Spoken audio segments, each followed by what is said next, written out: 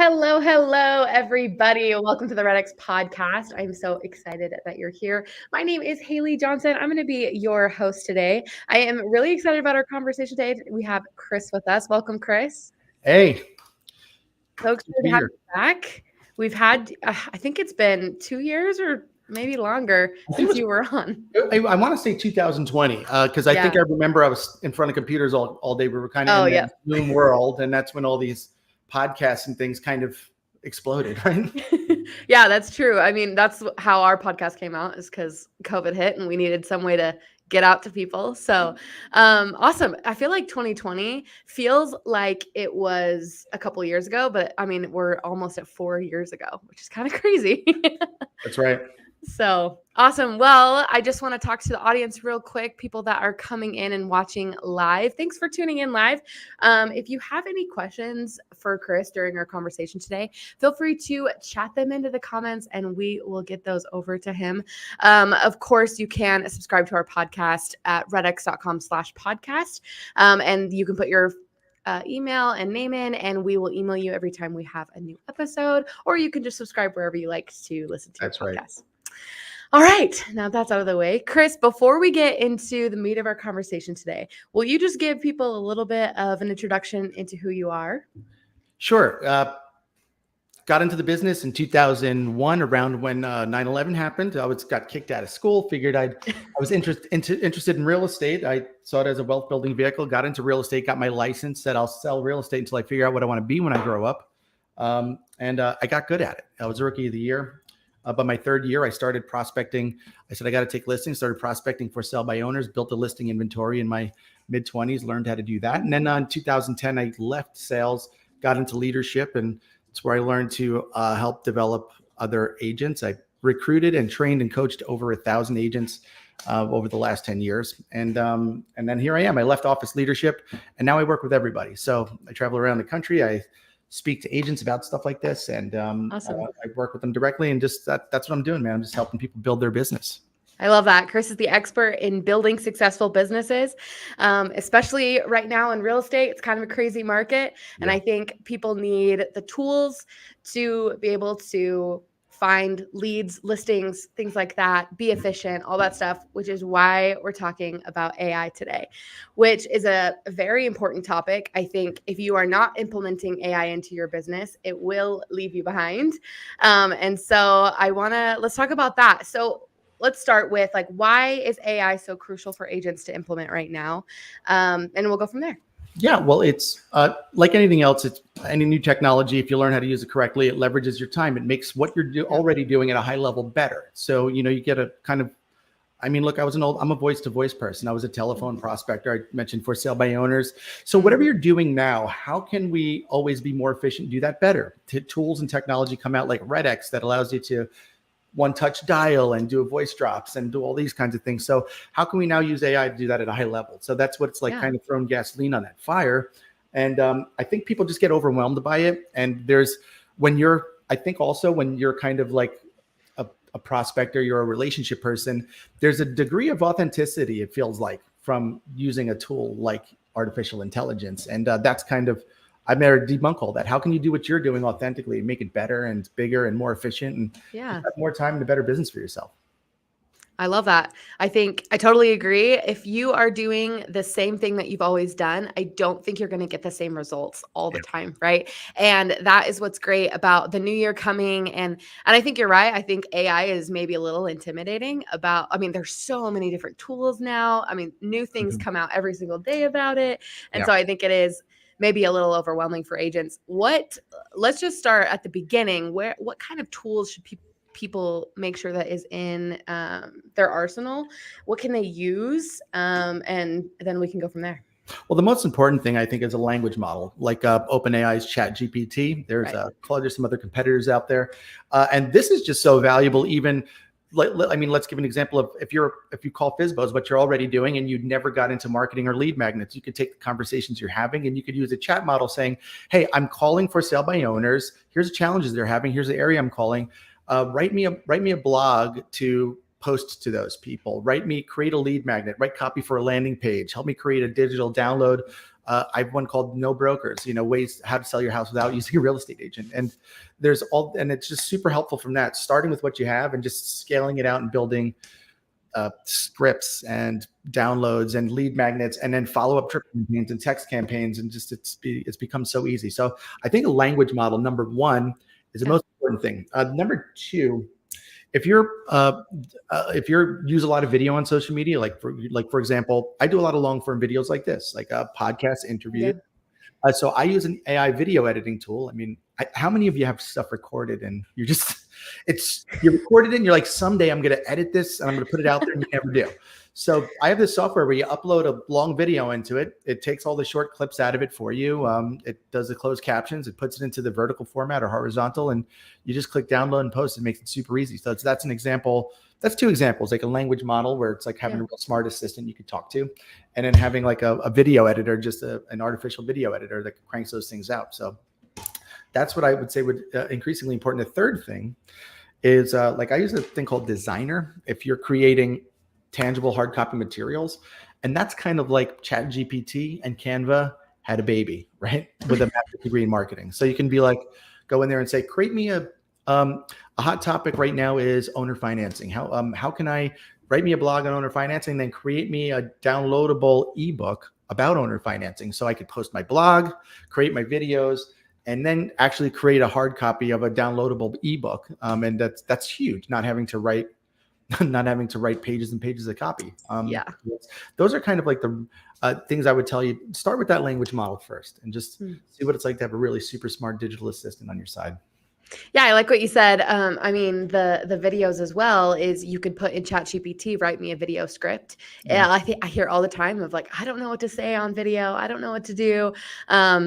It's awesome because ChatGPT will just tell you what to do. It's great. And I think it's so important because all the things that you're saying to do, like listing blogs and listing descriptions, like all the different things that you can use AI for.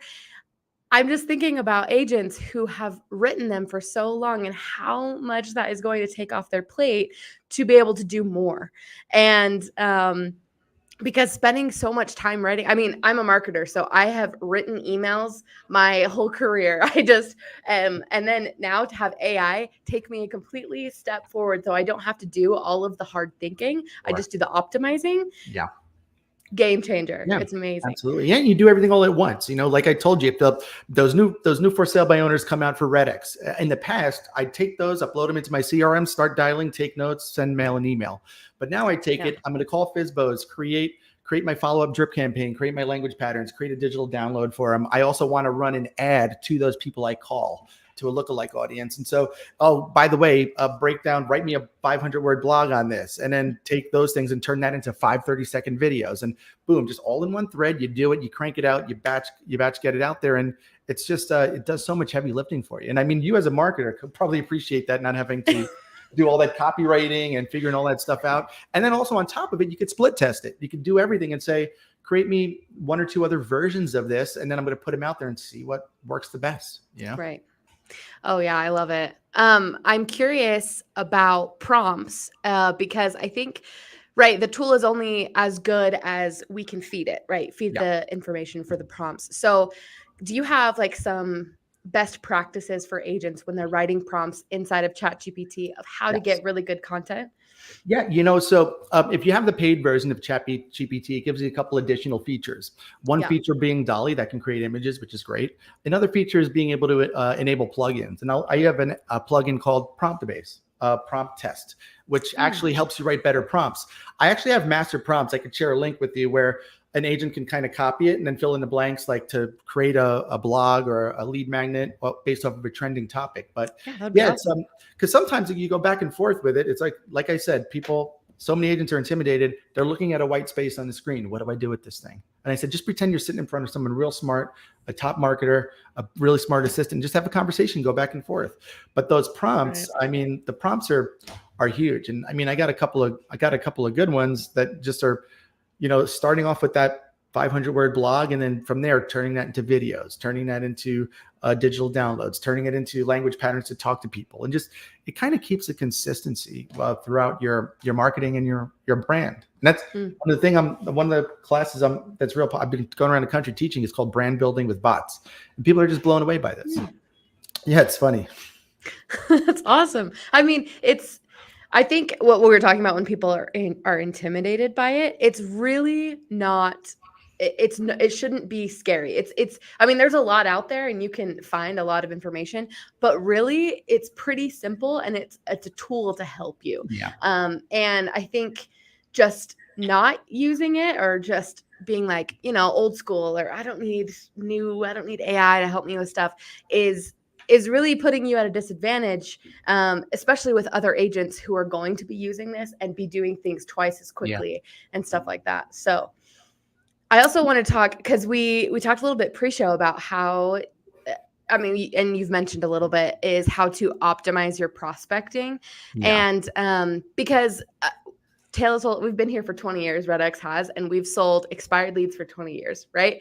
And if people have had expired leads for the past 20 years, it is completely different than when they had it then. Now the market is so much different and there's so just many different things going on.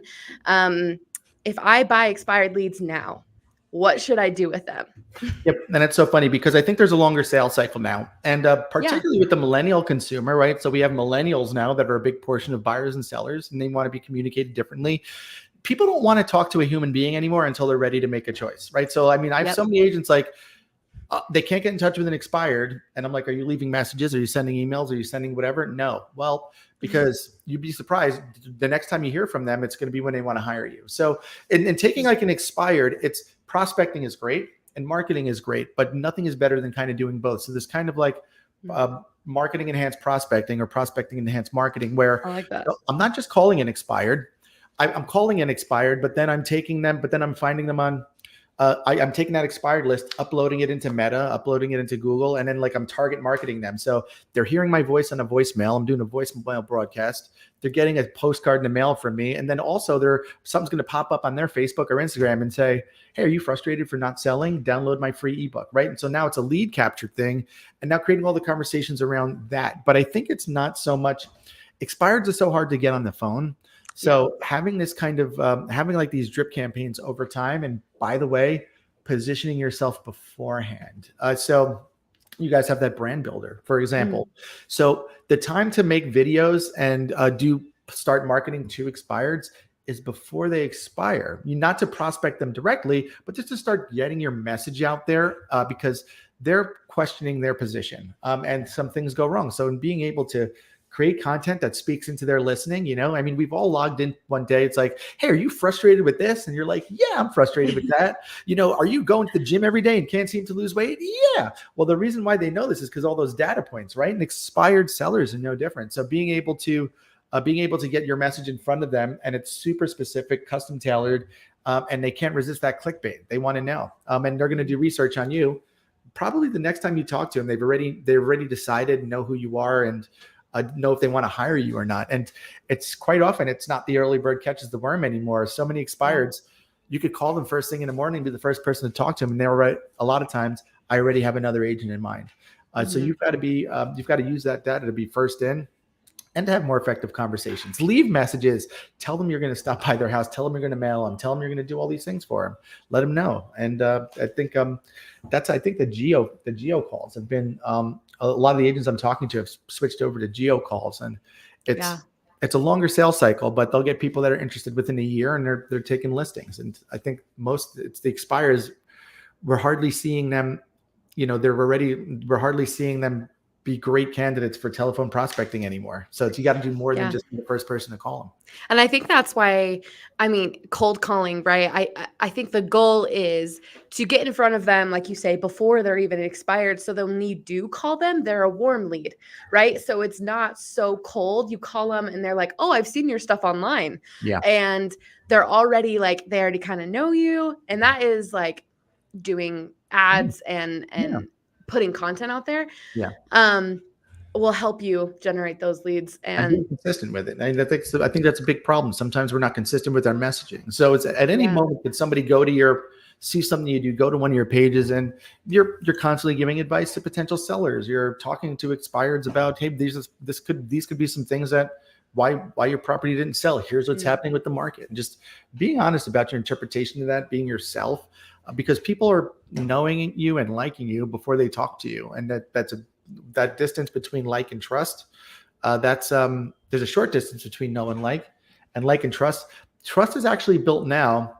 It's not over trying to get someone to trust you by talking to them. It's establishing credibility by them seeing your stuff. So it's a consumer will trust an agent that they've never spoken to, but they've seen postcards, signs, and seen them online, consistent messaging. There's automatically a degree of trust in brands that you see all the time, that you hear from.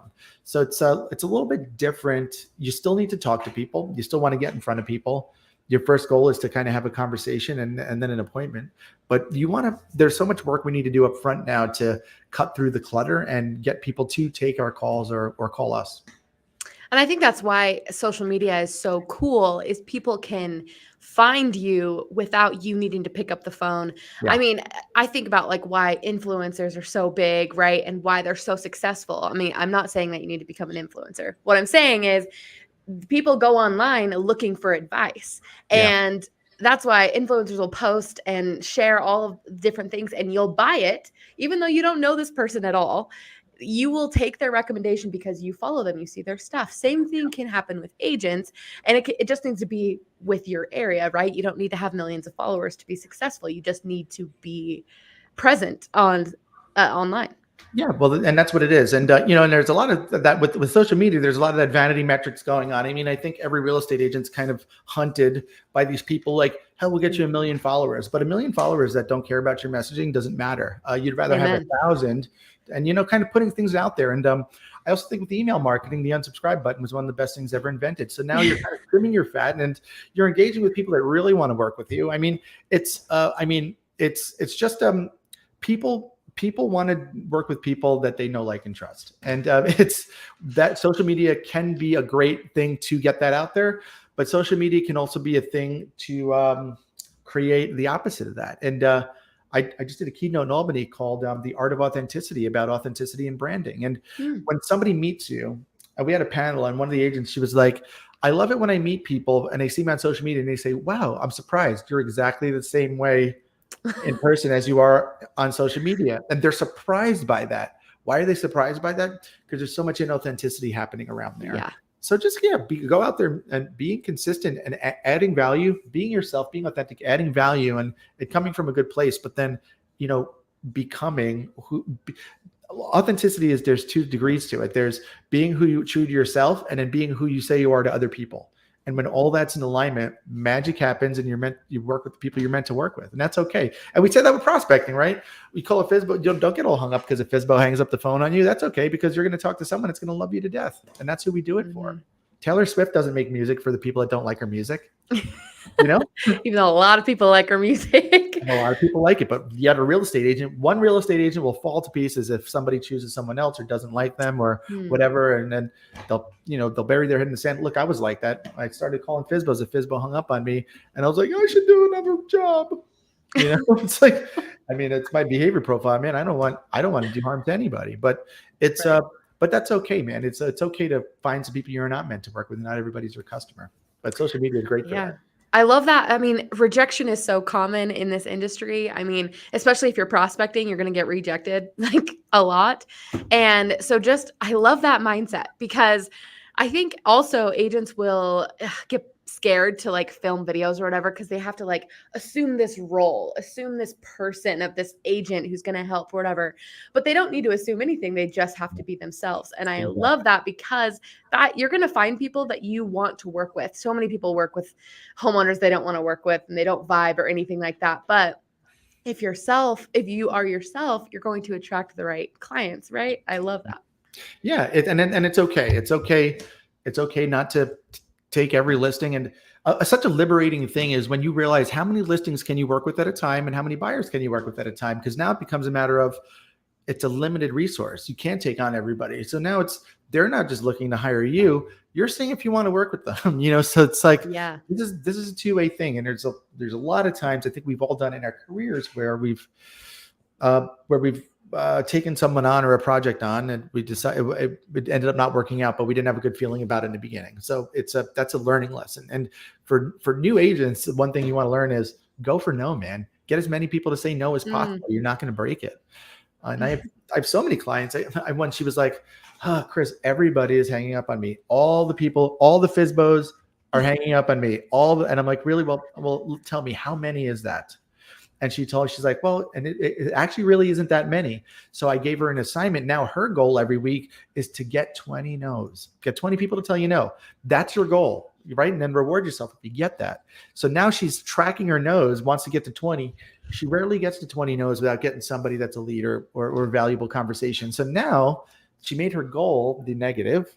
She's focused on that, but now it's not everybody's hanging up on me. It's like, I want 20 people to hang up on me, but out of that 20 people, she's going to get one or two powerful conversations going. And it's an interesting thing because we always think we take the worst of it, we focus on it, and we blow it up. This business is so hard. Is it really hard, or is it one of the best businesses you can be in without a college degree? I mean, like, really, I mean, being in business for yourself. I mean, I ran a brokerage with 300 agents, and we had plenty of agents making more money by themselves than the whole brokerage was.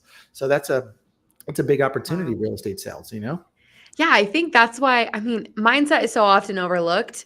But it's so crucial because you're right. So many people get caught up in the no's and the rejection. And I mean, we have customers all day, every day, like emailing us, sending us stuff that is like, man, people keep saying no, or I get wrong numbers, or I do all this stuff. And they're focused on all of the negative when really you're trying to find a diamond in the rough, right? You're trying to find that one yes. And once you get it, it's like, oh, all of it's worth it, but it's getting there. I love that you said to track your no's because like, I mean, even if you track your numbers really well, like, oh, if I make 100 dials, then that means I'll get one person interested or a contact or this many contacts or whatever.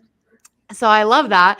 And I think that helps with mindset and just expectations and everything. I think it's great. If you make no the goal, you're not disappointed when you don't get the yeses. And I think that's what happens. We're looking for that yes, but 4 or 5 no's in, we're not getting it. And so everybody is a no. So, but when you take away the negative impact that not getting the yes can have on you, and you make no the goal, it just makes it easier. It messes with your brain a little bit. And it's that's a fun thing. It's like sometimes you meet people and they attribute their success to, I just wanted to show everybody that told me I couldn't that I could.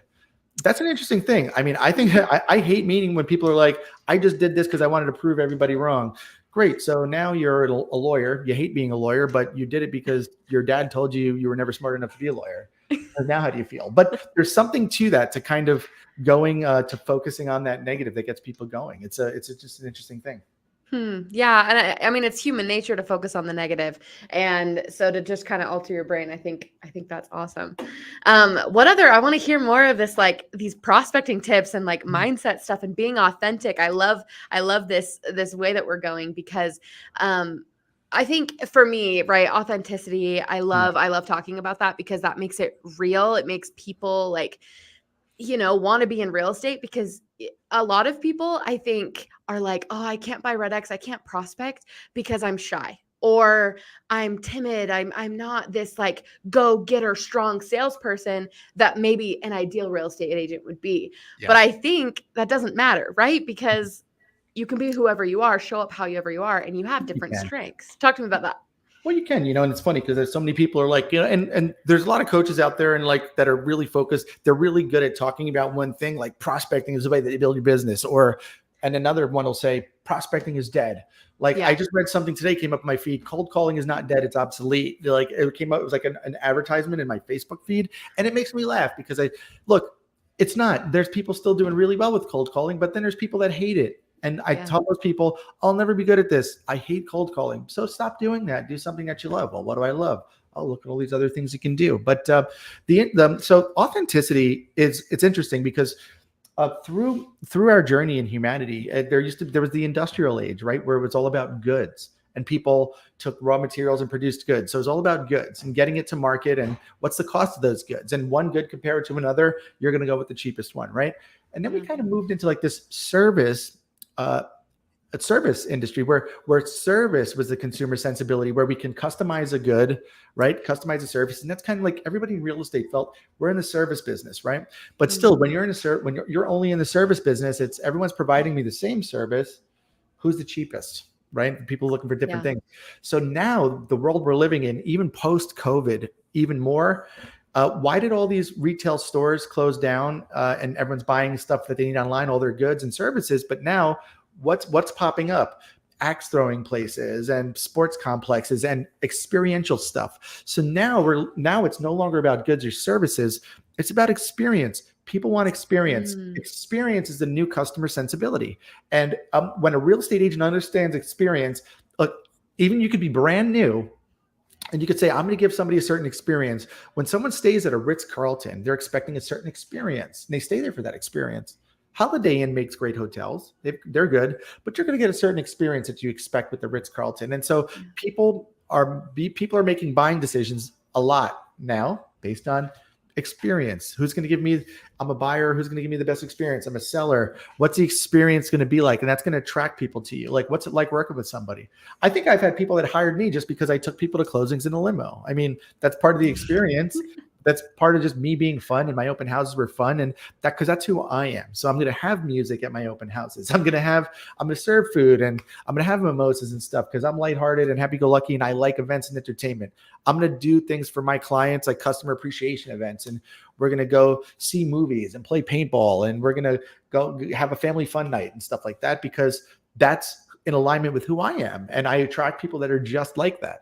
And the people that want to work with me, even now as a coach or a speaker, when people hire me, they want the experience I'm going to be able to provide. And I like to teach agents that same thing. And they don't think about that. They're just thinking every agent is doing this, so I'm going to do that. These top producers are doing this, so I'm going to do that. I was no different. Everyone knows someone that's mailing out thousands of postcards every month that's absolutely crushing it. Everyone knows an agent with a billboard. Who are you in all this? And what's your messaging? What experience are you going to be able to provide for people? And how can you get that out effectively? That before anyone ever meets you or talks to you, they're pretty solid on the type of experience they're going to have in working with you. And I think in real estate, or otherwise, in the most successful businesses, they're able to communicate that at a high level. Look at Apple, right? When you buy a Mac, you're expecting the packaging to be amazing. You know what that experience is going to be like at the Apple store. They've created that experience. Starbucks, how much is a cup of coffee worth on a product level? On just as a good coffee is worth pennies, right? But now you create an experience like Starbucks and you're able to charge $8 for something and people pay it. People are not paying it because as a good or a service, it's worth it, but as an experience, then it's worth it. Wow. Yeah, that's just kind of, I study this stuff, and real estate agents, there's so much out there and they get lost and they forget about who they are and all this. And if you're brand new and you're like, I don't have any experience, I don't know what to do. Can you provide somebody a great customer service experience? Because I'll tell you, they'll choose that over somebody that's knowledgeable anyway. Because if you don't know something, you can get the answer.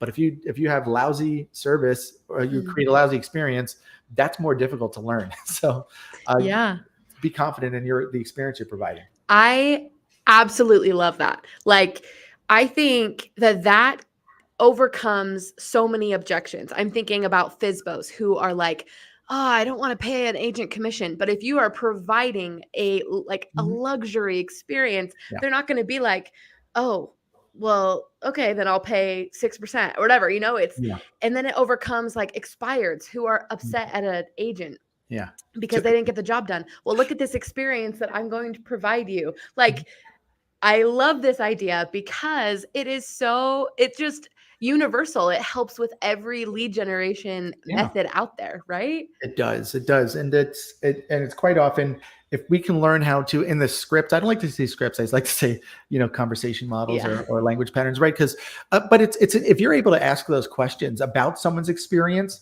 So like rather than an expired clearly had a bad experience, but instead of you telling them and pointing out their bad experience, asking them questions around their experience could shed you in a great light. And like with expireds, I was, this agent, blah, blah, blah. Well, let me ask you, did your agent do an updated CMA for you every 2 weeks? No. Oh, interesting. Well, did you have any broker open houses where you kind of, the brokers came in there and you had a feeding frenzy and you created? No, really. So asking them questions that make them say no will make them doubt the experience they have, but also draw them in. Hey, man, there's something I've been missing. Wait, what's out there? Well, that's exactly why we have to meet. Let's talk about. And by the way, I guarantee you all the stuff that I talk about. And if you're not happy with the experience you're having, I give you the right to kind of fire me at any time, which was huge for me with expireds. Hey, you were listed for 6 months. At what point did you know this wasn't working out for you? Oh, about a month in. Well, why'd you let it go another 5 months? Yeah. Oh, that was the contract. Really? And let me ask you, they didn't give me an opportunity to opt out of that contract if things weren't working out? No, I didn't know I could do that. Oh, interesting. Well, that's exactly why we have to meet. So now you've created a fertile ground for the possibility of a different experience. And it's all about possibilities. It's like with a FSBO, FSBOs do not want to list and they don't want to pay a commission. So addressing that filter right up front and taking that experience away from it. Well, what if there was a way for me to get your house sold and didn't require you to pay a commission or sign an agreement? Well, would you be interested in learning more about that? Yeah, well, that's exactly why you have to meet. So are you saying you could sell my house outside? I'm not saying that. I'm saying it's possible. So let's have a conversation. Let's see what works. Have I sold houses? I mean, I've sold plenty of houses where I listed the buyer, or I've worked with FSBOs that, I got paid from the buyer, and or they didn't have to sign a listing agreement. It was a win all around. So there's all these possibilities, and it's just asking the questions around that. And that's kind of where that conversation comes of utmost crucial importance. By the time you're talking to somebody, it's just a couple of unanswered questions that they have in between you being able to kind of just have a conversation, turn it into an appointment. I love that. We're running out of time here, but I've loved this conversation. It's kind of, with AI and being authentic and then creating the experience, it's kind of just about how to maximize your prospecting and to get more out of what you're already doing, which I have loved. Chris, if people want to learn more from you or anything or they want to find you, where can they get more info? Yeah, so I got a couple things here. I got chrisabazis.com. It's kind of like my link tree. I don't use Linktree technology, but that's what people call this thing. And I'll put the link right there. And then I created, it did point somewhere else. I'll send it out. And then I have this one that if everybody wants, I mentioned like master prompts with AI, where they can use a master prompt to create themselves a blog or something. That's I put that there too. Why is this? It's not copying my right URL. But yeah, chrisabazis.com. Pretty much they can get to me, all my social media and everything, and get to me from there. And I have a role play call every Wednesday morning, and it's funny. That's where all the REDX users come in and practice their conversations that they're going to have when they log in. So, and that's available at that link tree. Yes, we're having a little bit of issue, but I will put them in the show notes below, the links that he's talking about, so that you can get to those. Chris, thank you so much for taking the time out of your day to come and teach us some about this stuff. This has been absolutely amazing. Thank you so much. Do you have any final thoughts, last words of wisdom that we can leave our audience with today?